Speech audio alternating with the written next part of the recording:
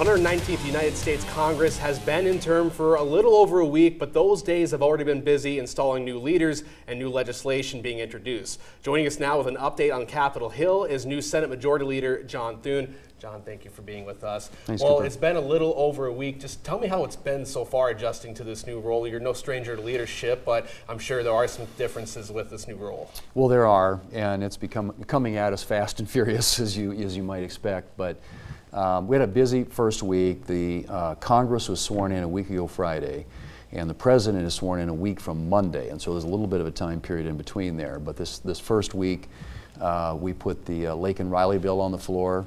Of course, we had President Carter's funeral, which we had a ceremony in the Capitol and then one at the National Cathedral. So there were some ceremonial things that were done this week, but it's just going to increasingly get busier, particularly once the President's sworn in. Then the Senate is responsible for moving his nominees.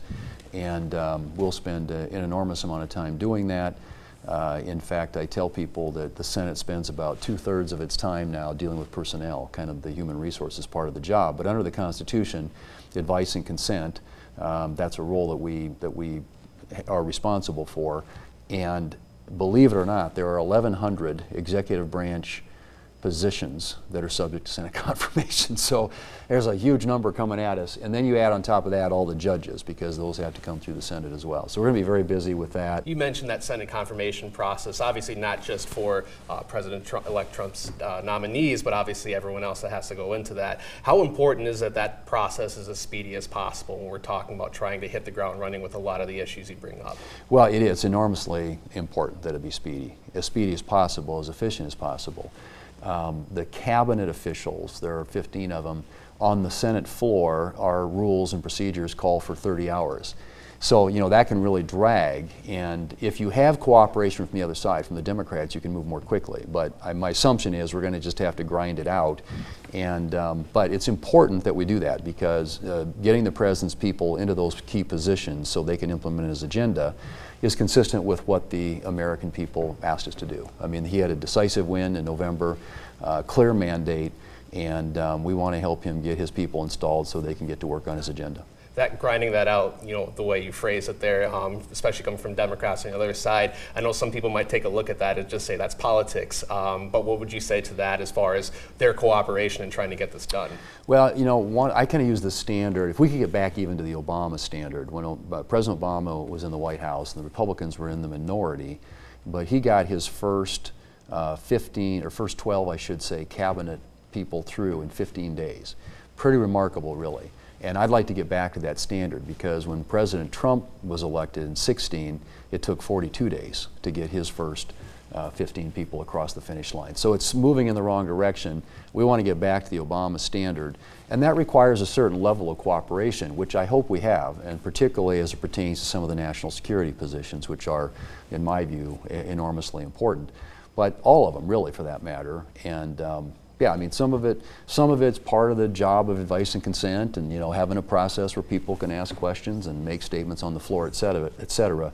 Some of it is just pure delay, and so I'm hoping that we won't see that. How important is it that, going through this process, especially stepping in now as leader, and going through the first 100 days or so, first couple 100 days, that people can see that action is actually being taken? I know a lot of people feel like not much happens in Washington, and that's a very common feeling, but what can you do to show them that stuff is getting done, even though if it may take a little while to do so? Well, I think that, right out of the gate, as I mentioned, we'll be going to work on getting nominees in place, and we will grind it out. And I've set out a very aggressive schedule and calendar for the Senate, but it's necessary if we're going to get this done.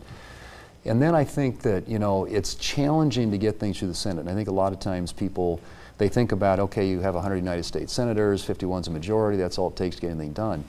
With very rare exceptions, everything in the Senate is a supermajority, it's 60 votes, which means you've got to have some Democrats to work with you. So when it comes to funding the government, appropriations bills, the Farm Bill, which will be a big priority for us this next year, trying to get that done, that'll be at 60 votes in the Senate. So it's the founders made it challenging, they made it hard by design, and sometimes you wish you could just wave the magic wand and say, this is, we need to get this done. And we do have, because we have unified government, House, Senate, and White House, we have available to us a legislative option called reconciliation, and we will use it as aggressively as we can to get as much of that agenda done as we can. But I think the challenging part for people is they want it to move quick, and it's a challenging process. In the House of Representatives, they had a 1-vote margin over there right now, and so they are constrained in some ways by that. We have to be able to figure out how to work with them to get something that can pass both the Senate, in some cases with Democrat votes, and the House, and then get signed into law by the President. So it doesn't happen fast, but what I can tell you is we are going to be aggressive, and we believe the President has received a decisive mandate from the American people, and so we're going to do everything we can to help him achieve success with that agenda, and I think if he does, it'll be success for the country and success for South Dakota. Senate Majority Leader John Thune joining us. Thank you again for your time. Thanks, Cooper. Good to be with you. Appreciate it. Thank you. We'll be right back.